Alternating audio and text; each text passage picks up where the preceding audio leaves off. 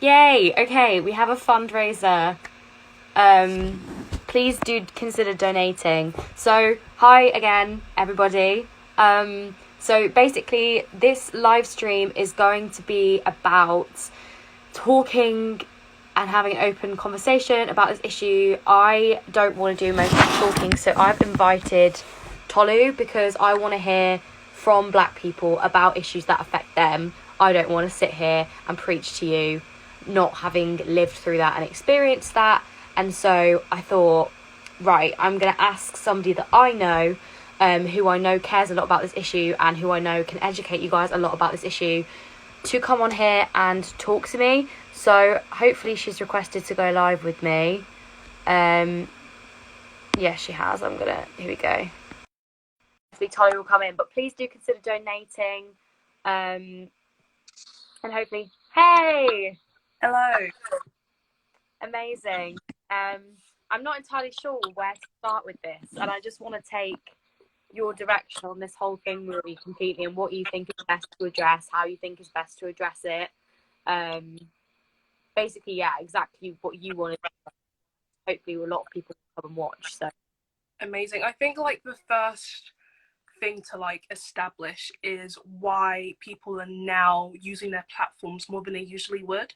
So earlier this week, a man called George Floyd was essentially murdered by a policeman. He had knelt on his neck for around 8 minutes, despite George crying that he couldn't breathe. And another black man in America has died. So a lot of uproar occurred in America, which is now spread throughout the world now, because it's gotten to the point where a lot of black people and other people worldwide are just sick and tired of targeted attacks and abuse against black people.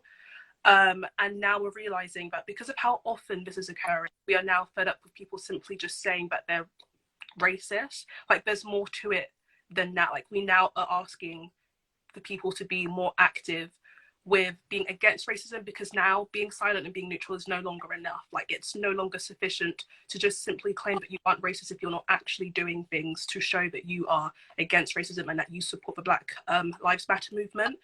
So we are just urging for people to use their platforms in any way they can, to donate in any way that they can, to sign petitions as often as possible, just so that we can see and that so we can understand that you are engaged within the movement that we are trying to do, to ensure we can see that everyone who is willing enough will be able to support us, because that's what we need right now. Because a lot of the times black people will continue to fight and say what they want to say out loud, but too many organizations and institutions will just shut our voices down immediately, and we're aware that we need the help of more groups. So we're just trying to come together to ensure that people will remember and understand and know inherently that black lives do matter, because it's something that should not be forgotten and it's something that should not be neglected. So in yeah. terms of forgotten and neglected, obviously, I do with everything, with every single event that happens, there is always a surge Mm. of support on social media, people reposting Instagram stories, what have you.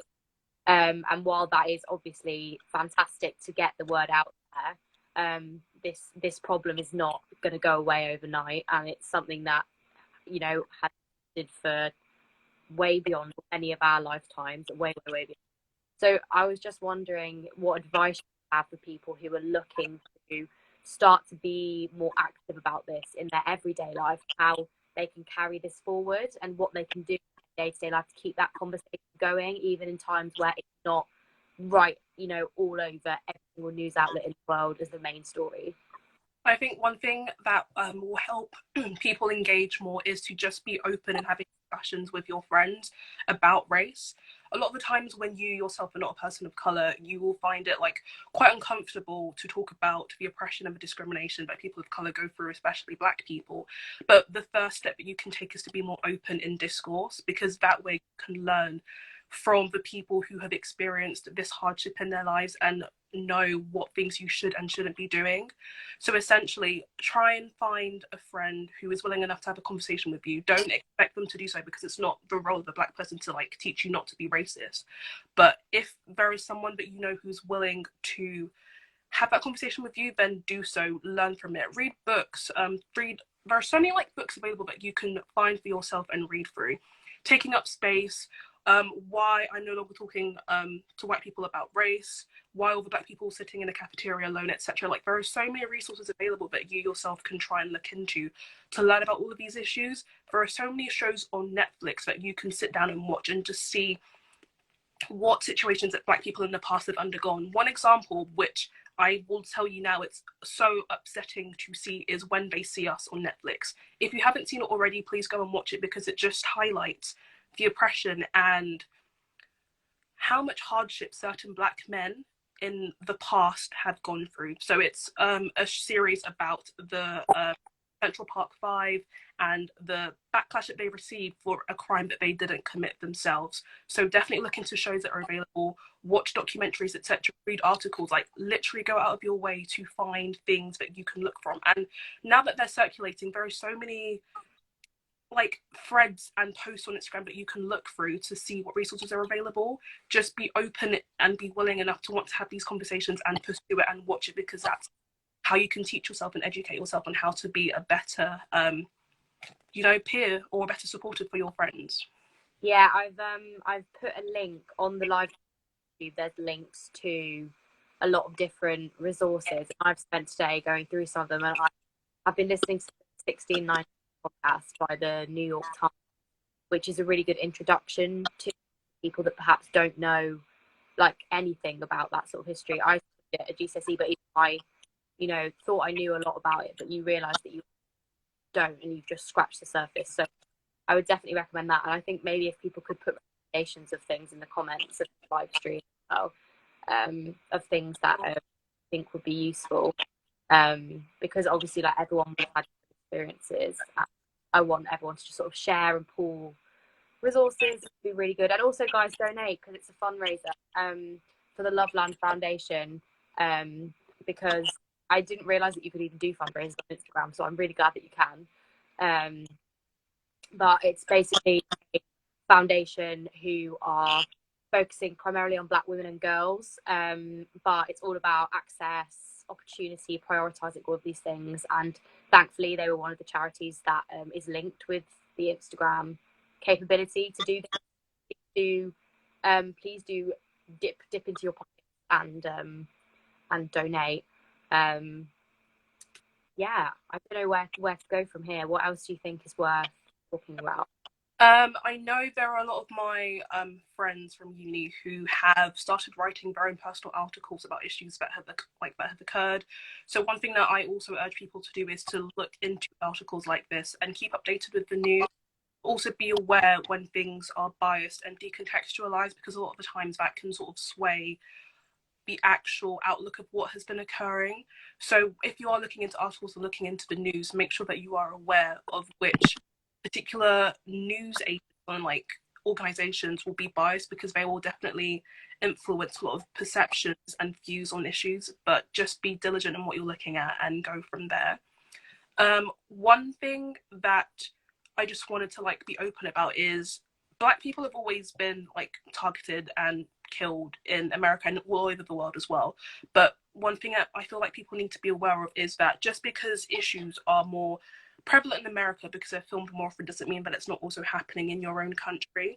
So in the UK, for example, we have an abundance of men and women who have been targeted and have been attacked for the colour of their skin. Stephen Lawrence, you've got Mark Duggan, and there are so many more examples, but because they're not reported enough, we're aware of it. So when you're looking into resources about people who have been a victim of racial attacks in America, do the same for the UK as well, or whatever country that you're from, because you can't necessarily complain about another location if the same like problem is where you're living in right now as well. So definitely like look into other aspects and into like other locations where these things are still also occurring.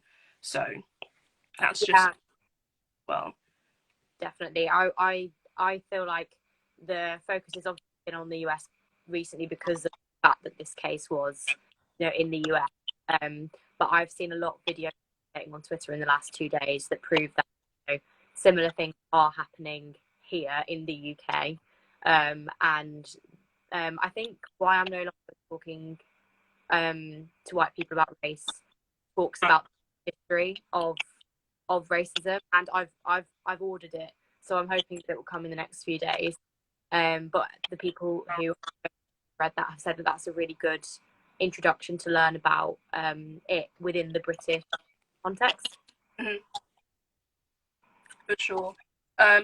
Again, so Will Smith recently quoted, like on his, I think it was his Instagram, that essentially racism isn't getting worse, it's just being filmed. So that's also something that I feel like a lot of people need to have in their minds when they're discussing topics about race, because just because you're seeing more deaths being reported on the news doesn't mean that that's like, it doesn't mean that that's just a new wave of issues that's been occurring. It's just that it's now being documented and reported more often. So the issue of race has been like a concern for centuries. Like, it's been so rooted into society that people sometimes forget where it initially began. So I think just to be aware of the history of racism itself, like you said previously, is very, very important, because understanding where it came from will allow you to sort of help to unravel it and sort of get rid of it completely. Because, like you said before, it won't necessarily be gone like at the snap of a finger. It's something that needs progress and continuous effort and continuous input so that we can resolve it. Because at the end of the day, we can't continue to live in a society where people are being targeted and attacked for the color of their own skin. Like, I don't want to be in a position where I have to potentially teach my children in the future that they have to be scared of an institution that's supposed to be protecting them. Like, that's not something that is fair.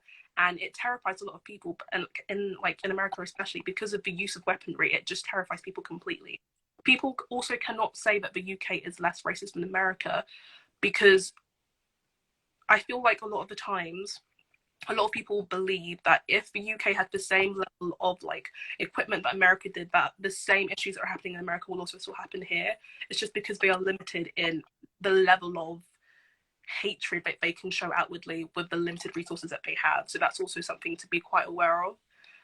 So the UK is not innocent. Like, don't believe it's innocent because it's not. Like with the previous example, that it's also like very necessary to understand that the UK itself is not innocent, and more can still be done in this country.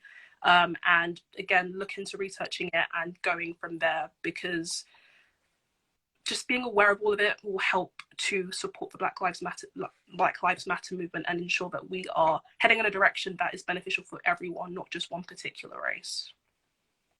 Definitely. We've raised over £200 already, which is fantastic. So if people have money to spare, obviously it's a really difficult times for everyone at the moment, so I'm not, like trying to say you have to, but if you have got any money to spare, then it would be really cool if you guys could donate. And I'm pretty sure when you click to see like you're donating, you can read more about the foundation. But there are also so many different charities and things that you can donate to. I've put a big list of all of the resources, and what I'm going to do is save this live, upload it to my YouTube channel, keep it on there so that people can watch this, and put links to resources. So if you're watching this not while we're live, then go down below if you'd like to donate to either the Love Life Foundation or to another charity. Apart from donating though, what would you say would be some like the most productive thing that people can be doing apart from reading and stuff in sort of a day-to-day life? They're aware of the problems, and they're starting to read up and educate themselves in their spare time, but how in sort of like day-to-day existence can people be aware of privilege and actively be anti-racist rather than just saying that they're not racist?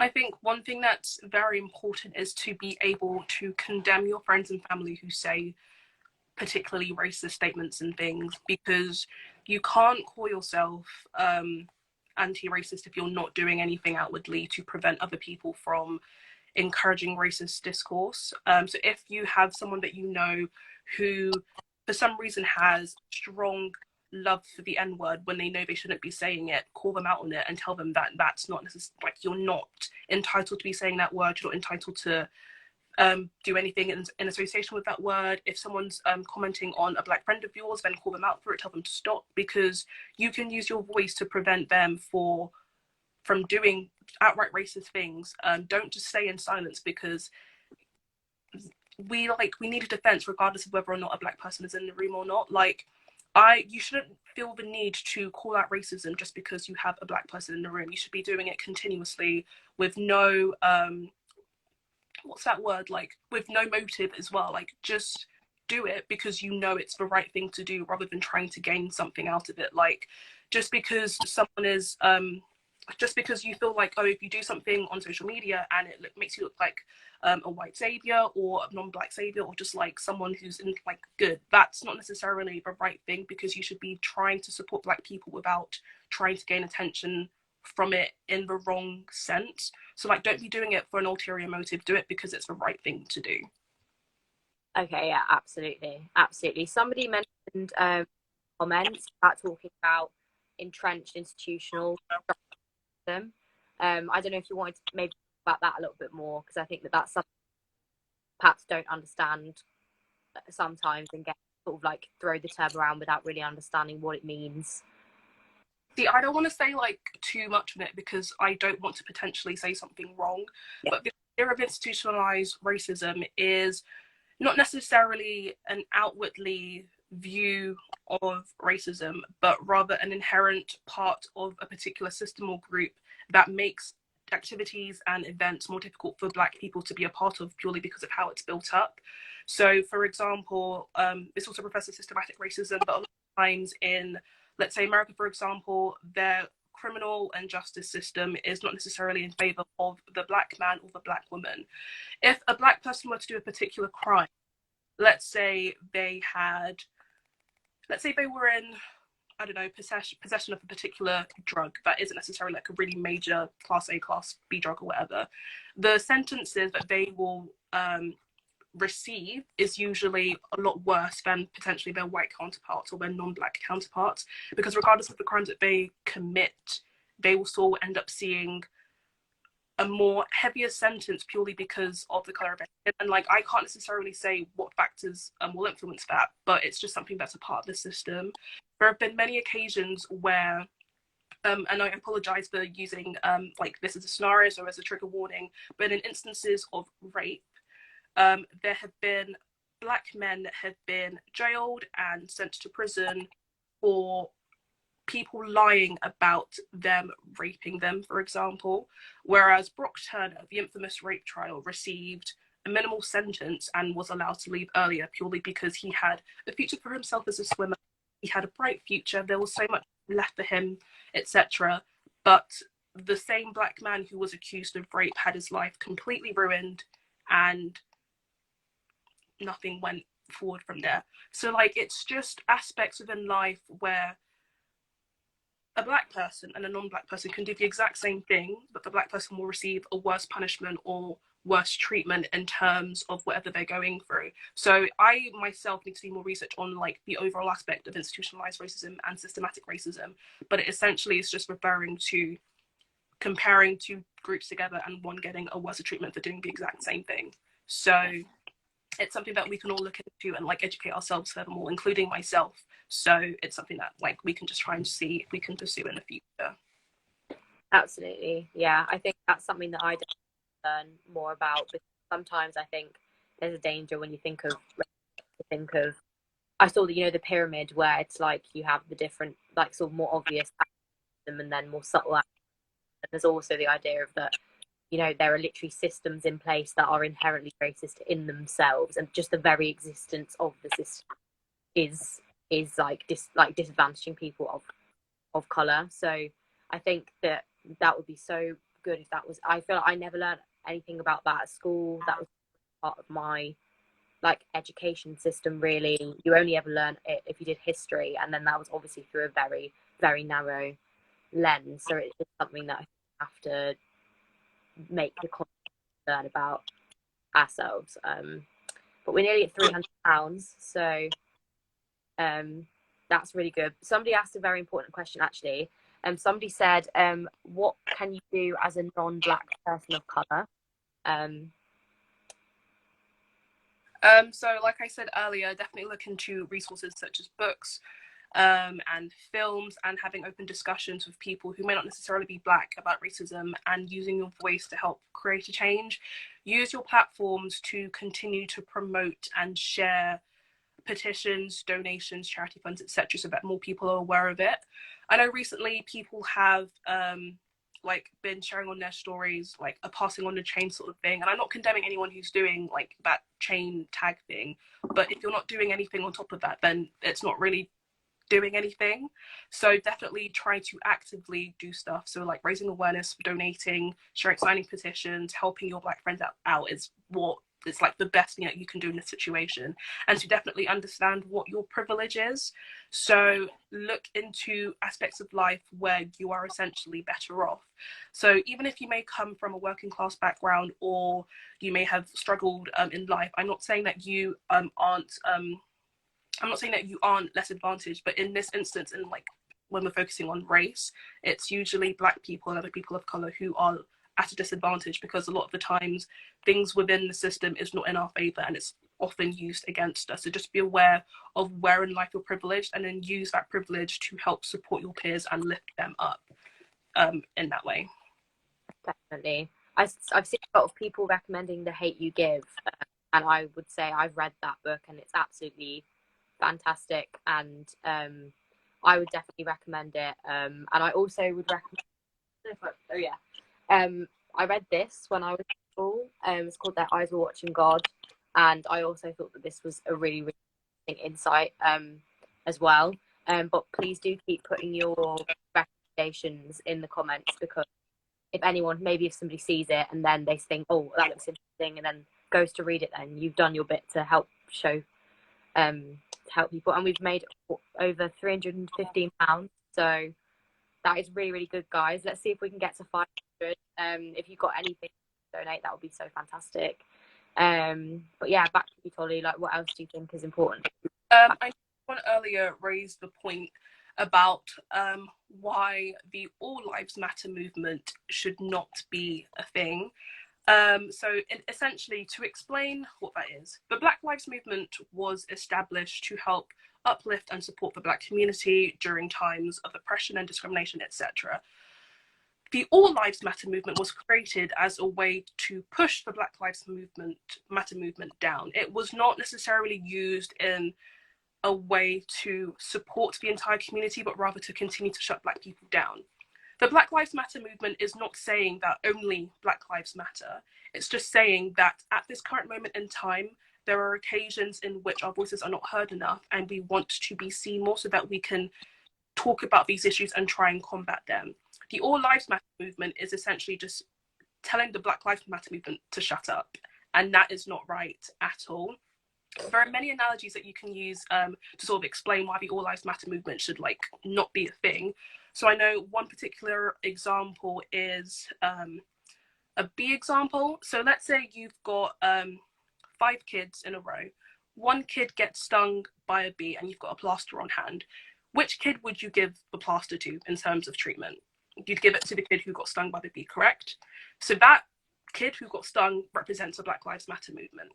The All Lives Matter movement essentially is saying that that plaster that you've got shouldn't be given to the kid with the bee sting. It should be given to some random kid who is completely fine purely because they're a kid. Like, I'm a kid, I should get that plaster too.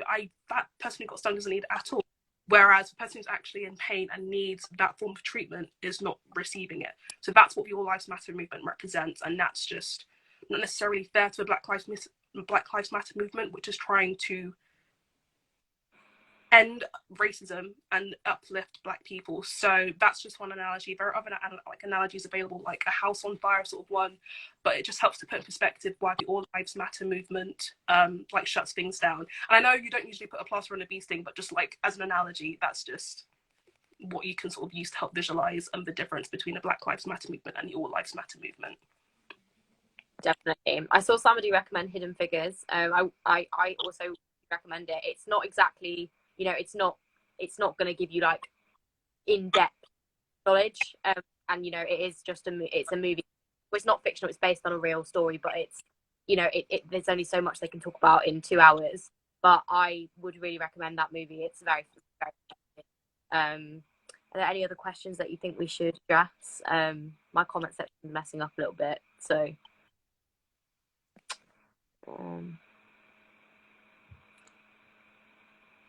let's see.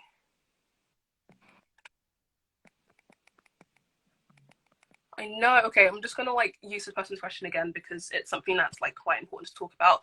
But what change do you think needs to be put into place into the UK's education system to teach younger generations about systematic racism?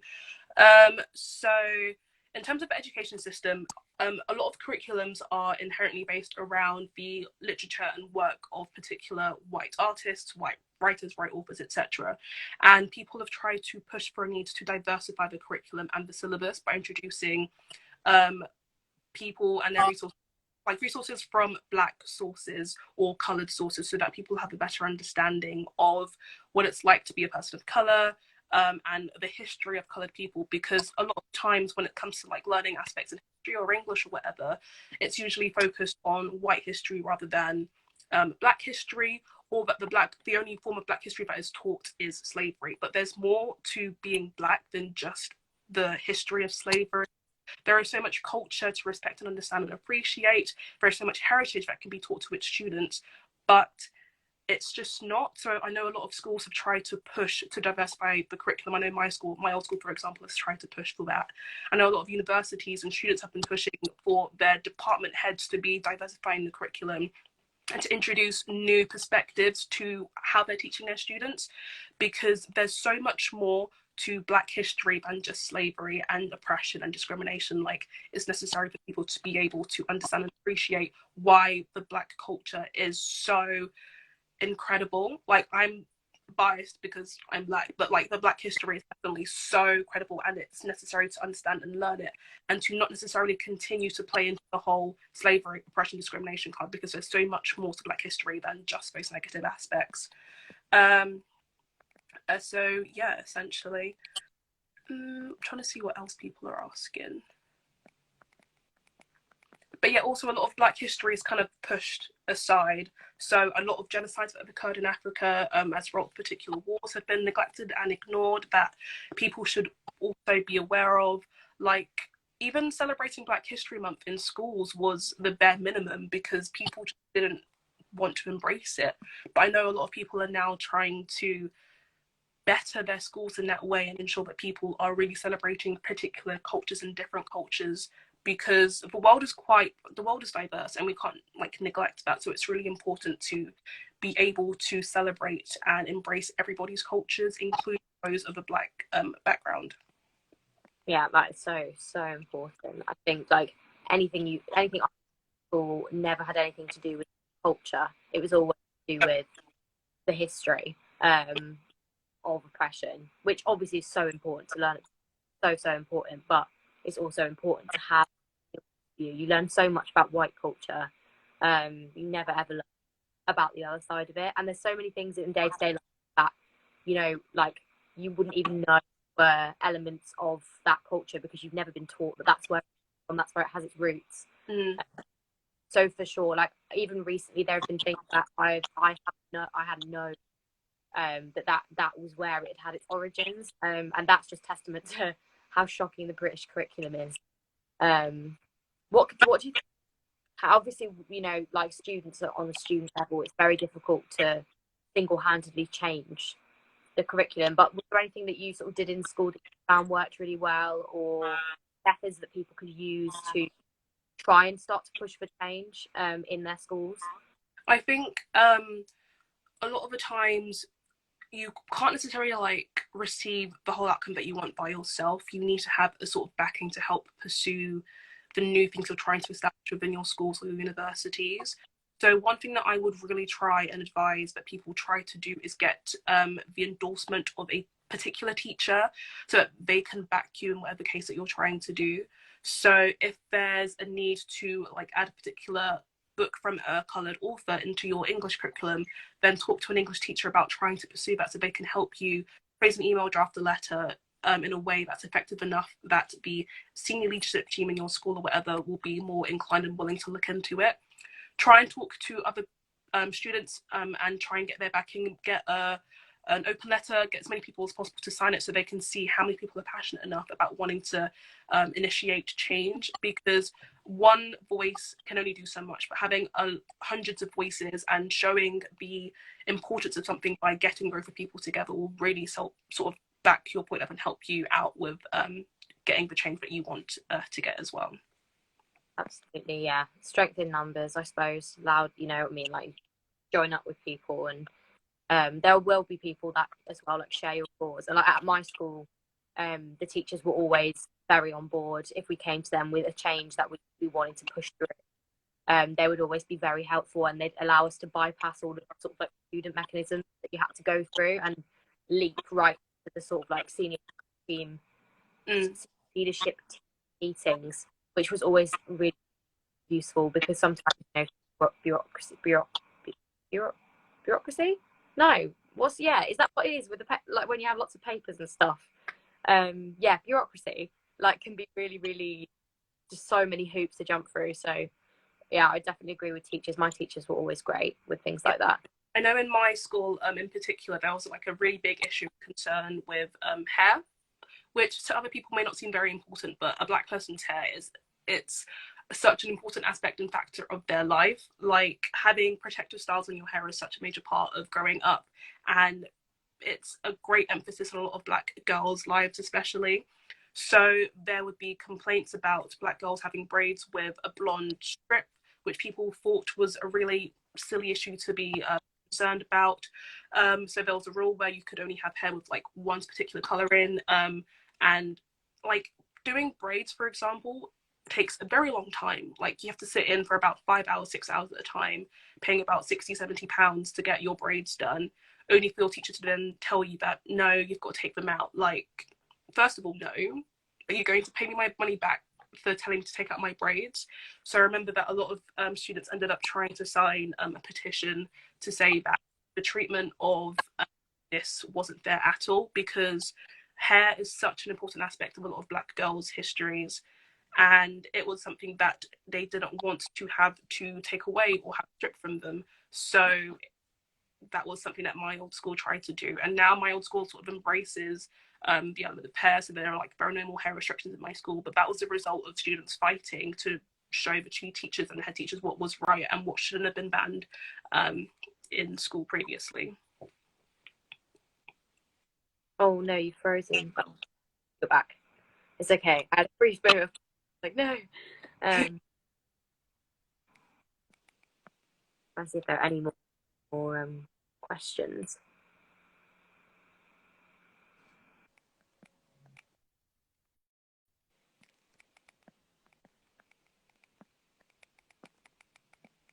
We're almost at £400 as well, guys. So much. I literally didn't even expect us to raise that much. So that's fantastic.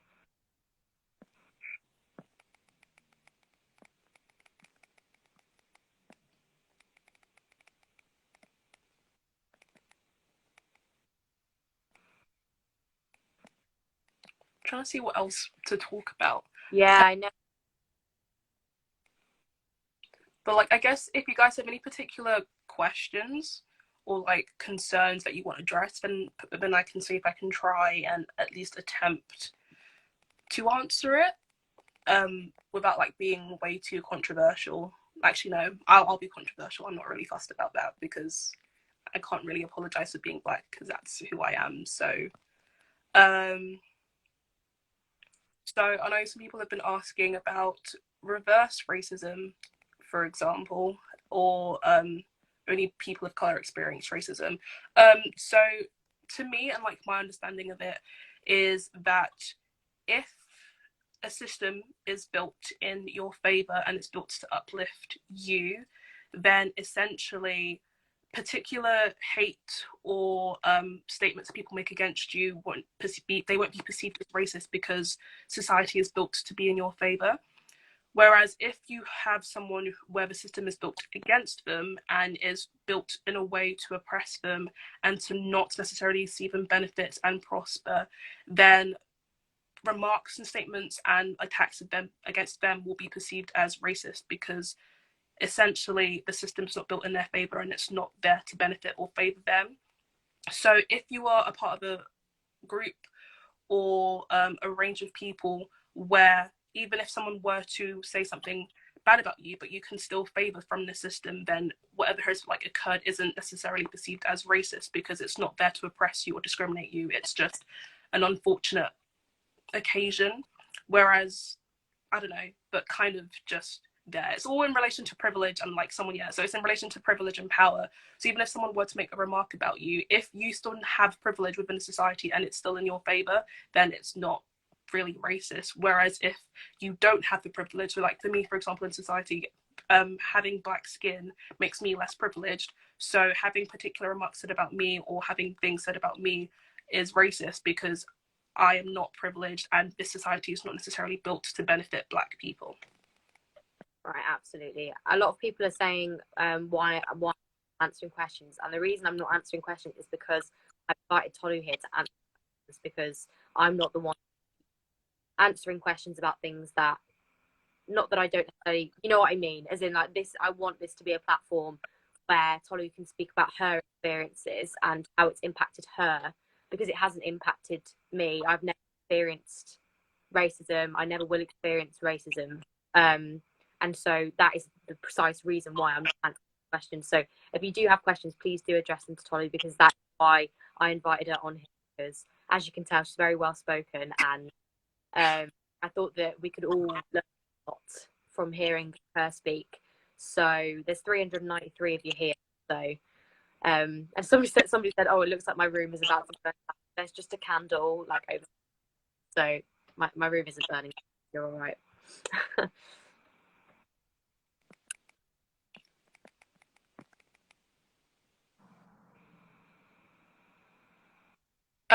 So someone asked, how do we make sure it's still talked about in a week, month, year's time, not just a surge of temporary support?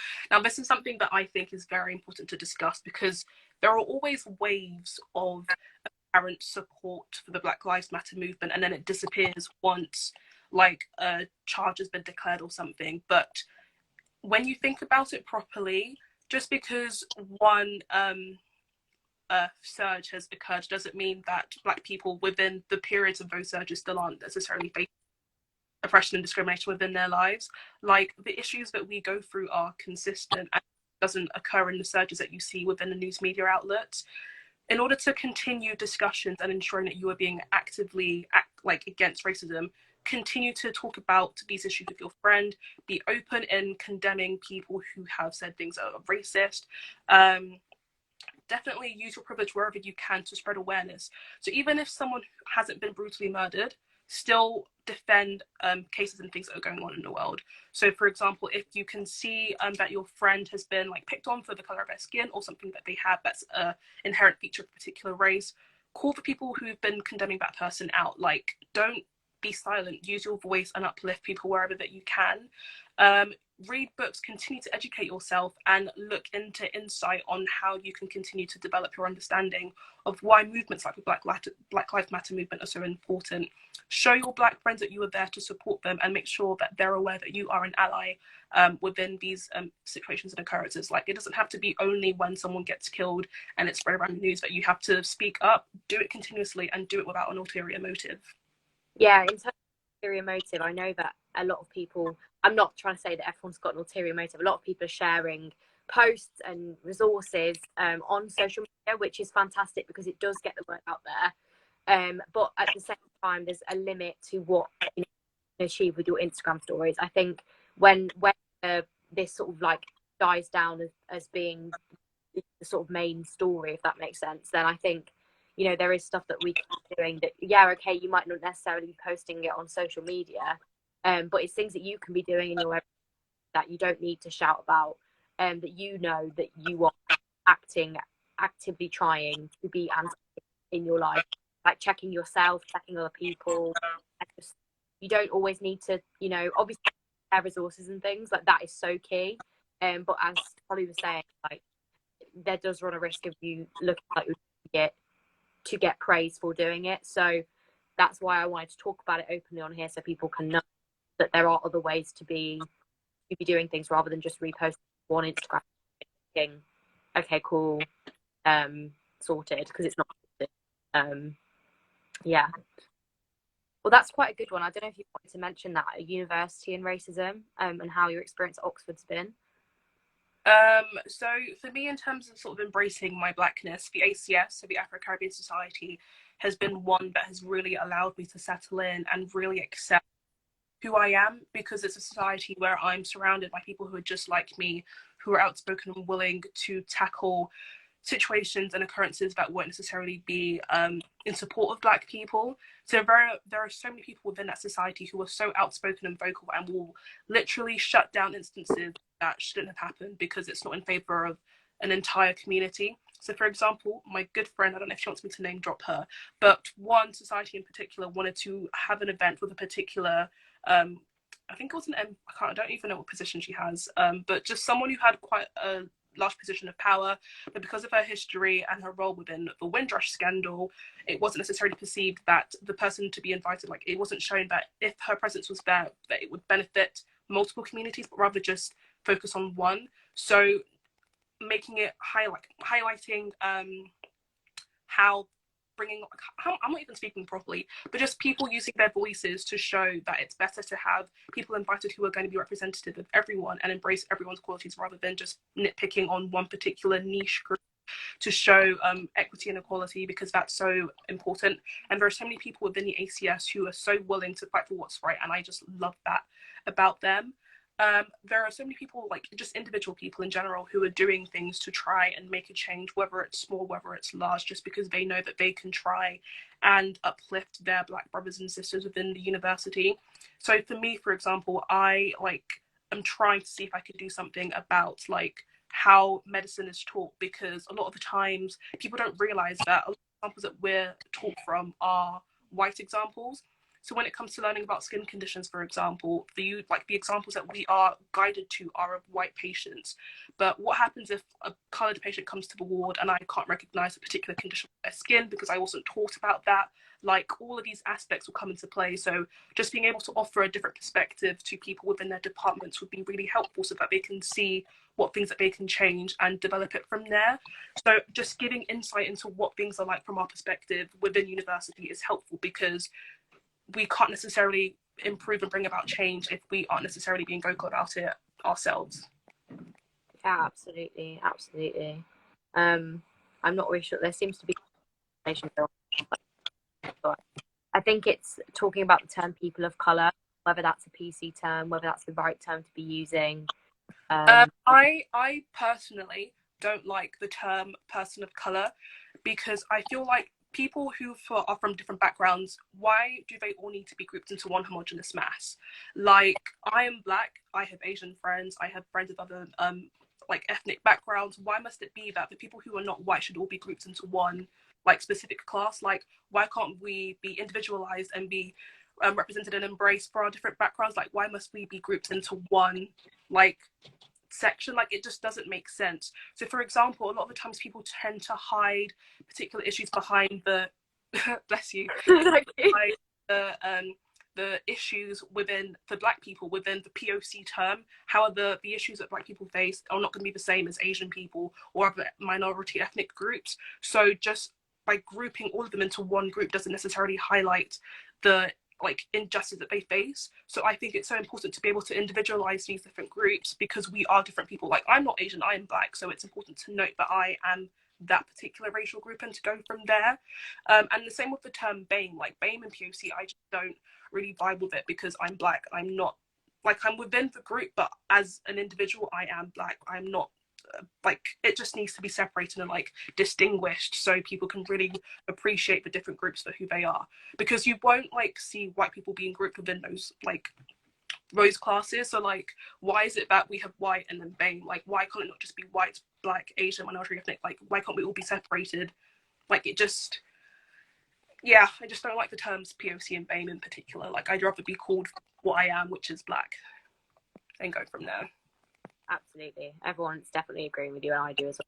Is that if in that, it's still like an us and them, if you know what I mean, because you've got white and then you've still got all. It needs to segregate people, and there's no need for that whatsoever. Yeah, exactly. We're nearly at £500, guys. If anyone would like to tip us over to the £500 mark, that would be fantastic, because we have 10 minutes, and that would be so cool if anyone has spare a little bit of change. We need £4.20 left. £4.20. That is the price of an overpriced coffee at Starbucks that you're not having at the moment because we're in lockdown. But instead of having your iced latte, which, I mean, I did have one the other day, to be honest, because if your Starbucks hasn't reopened, then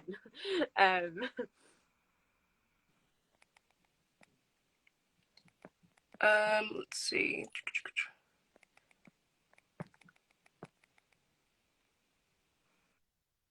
yay, we hit it. Oh yay, thank you for 500. That is amazing. What else? I think, like, how much time do we have left? We have 10 minutes until it will automatically cut off, so. Okay, so I feel like this question is one that should definitely be answered. But what is the difference between cultural appreciation and cultural appropriation? So the term cultural appropriation refers to when particular people who are not of a certain like racial group or ethnicity or background use those features and those traits to sort of capitalize and show off for their own personal benefit. So one example. Ooh, okay. So sorry, no, carry on. I'm just charging my phone. It's about to die. So. One example that I can use in particular are, like I said before, braids. So braids are a hairstyle that many Black women use to sort of maintain their hair. It's a protective hairstyle that they use because, like, I can't always keep my hair out like this. I need to have braids and to protect it sometimes and to keep it growing and keep it safe. So there's like a particular reason and a cause that us Black women use braids for.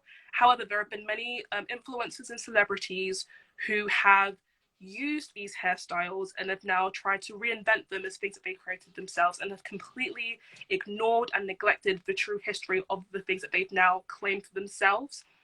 So boxer braids are not boxer braids. They're cane rows / cornrows. They began as a part of African history. They were used to help guide people along the underground routes during slavery. They were used to help store rice grains when people were going on long treks to keep them safe and protected. However, people have now tried to reclaim that heritage for themselves and claimed it to be theirs when it's literally not theirs at all. And so many celebrities and influencers have fed off of it, and it's not benefited the group where it began initially. So another way to sort of like develop that is, if I were to have braids or cane rows initially, I'd be mocked, I'd be ridiculed, I'd be made fun of. But why is it when a celebrity or an influencer does it, it's okay, it's fashionable, it's a trend? Like, it just doesn't make sense, and it's so disrespectful to the group where it came from because it just doesn't uplift them in the way that they should be. So appropriation is taking something from another person's legacy and history, claiming it as your own, and not even giving appreciation or crediting the person that you've essentially taken this thing from. Cultural appreciation is still associating and using another person's sort of like legacy or idea, but using it to support that group and to show appreciation and awareness for it.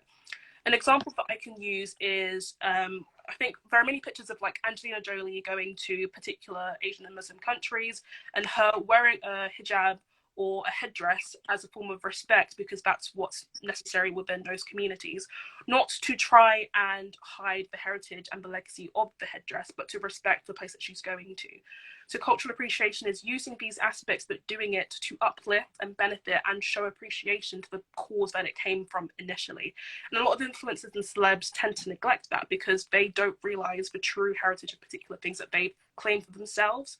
So appreciation is really showing respect and appreciation for whatever like issue or thing that you've claimed for yourself or like started using, and crediting those people that started what you're trying to copy or use within your own lives as well.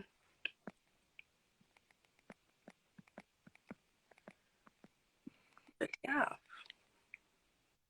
Maybe we should have one more question, do you think? I think probably time for one more. Okay, let's see.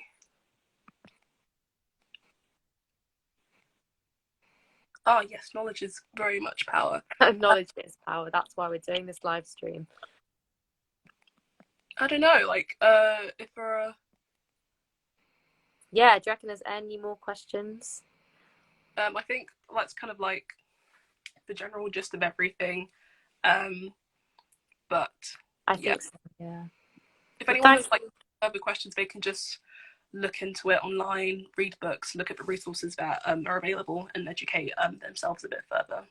I just want to say, Tolly, thank you so much for taking an hour out of your time to come on here, because I know that, you know, a lot of people are very clear that, you know, you should be doing the work to educate yourself, and that you shouldn't just be asking Black people to do it for you.